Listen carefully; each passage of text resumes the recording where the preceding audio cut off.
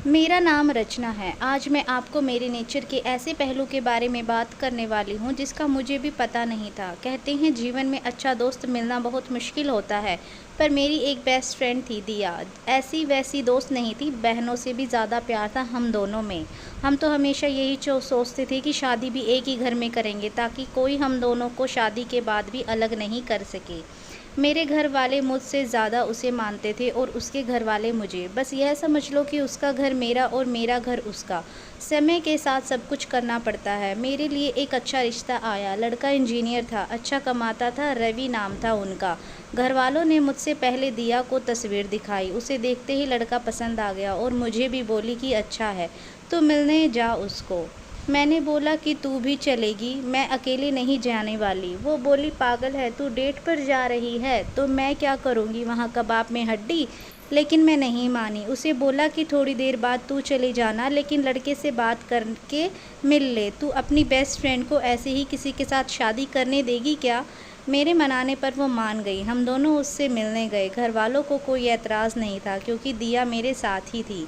रवि को हम एक रेस्टोरेंट में मिले। रवि हम दोनों को बहुत अच्छा लगा। दिया को तो इतना पसंद आया कि वो तो उसे जीजू बोलने लगी। रवि भी उसके साथ बहुत घुल गया था। देखा जाए तो रवि और दिया का स्वभाव बिल्कुल एक जैसा ही था, इसलिए मुझे भी पसंद आया। बस सब अचानक और जल्दी से हो रहा था। चट मंगनी और पट ब्याह वाला सीन हो रहा था मेरे साथ। बहुत जल्दी में हमारी शादी भी हो गई थी। एक अच्छी बात यह थी कि रवि की जॉब हमारे शहर में ही थी। उन्होंने एक नया फ्लैट ले लिया था। बाकी फैमिली अभी अपने पुराने घर में ही रहती थी। इस कारण शादी के बाद भी मुझे घर वालों और दिया से मिलने में कोई प्रॉब्लम नहीं होती थी। आए दिन वो मुझसे और रवि से मिलने यहाँ आया करती थी। शादी के अभी 5 महीने हुए थे। पहले तो दिया को घर पर खाने या कभी बाहर जाते समय बुला लिया करती थी, लेकिन फिर रवि खुद ही उसे फ़ोन करके बुलाने लग गए थे। धीरे धीरे मुझे पता भी नहीं चला और मैं दिया से इनसिक्योर होने लगी। मुझे नहीं पता था कि शादी के बाद मुझ में यह चेंज आ जाएगा। रवि और दिया का स्वभाव एक सा ही था। दोनों को बातें करना बहुत पसंद था। मैं चुप रहती थी, दोनों हंसते ही रहते। दिया मुझसे ज़्यादा इंटेलिजेंट, हंसमुख, मुंहफट थी। इस कारण हमेशा लोग उसे ज़्यादा पसंद करते थे। शुरुआत में मुझे अच्छा लगा कि अच्छा है, लेकिन बाद में मुझे यह सब अच्छा नहीं लग रहा था। मेरे पति का बार बार हर बात में दिया दिया करना मुझे चुभने लगा। उसका भी बात बात में उनका हाथ पकड़ना और हंसते रहना मुझे खाने लगा। मैंने अपनी तरफ से अब दिया को बुलाना और उससे मिलना कम कर दिया। मैं कोशिश करती थी कि कुछ बहाने से वो अब घर न आए। एक शाम अचानक ही वो और मेरे पति साथ में घर आए और बाहर डिनर करने के लिए बोलने लगे। मैंने कहा कि मेरी तबीयत ठीक नहीं। दिया बोली कि इसका हमेशा ऐसा ही रहता है, बोरिंग घर में रहती है, इसके लिए कुछ पैक करा लेंगे। चलो जीजू, हम दोनों चलते हैं। उन्होंने मेरी तबीयत भी नहीं पूछी और दिया के साथ बाहर डिनर पर चले गए। उस दिन मेरे कलेजे पर जैसे सांप लौट गए।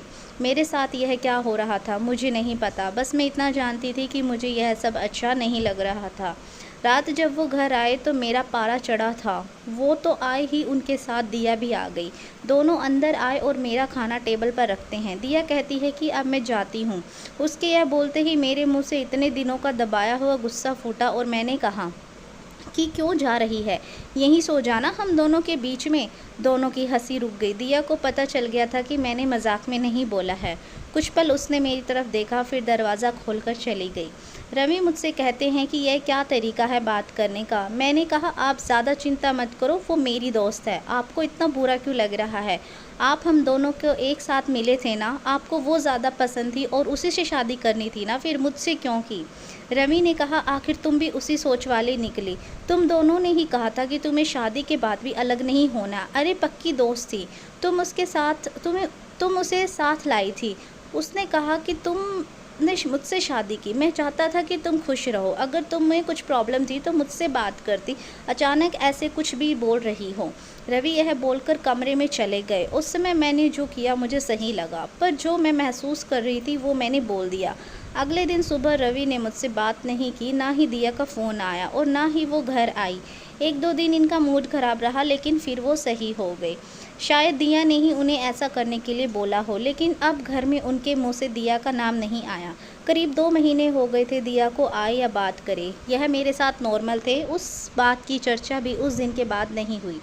फिर अचानक जब वो ऑफ़िस गए थे तब दिया फ्लैट पर आती है।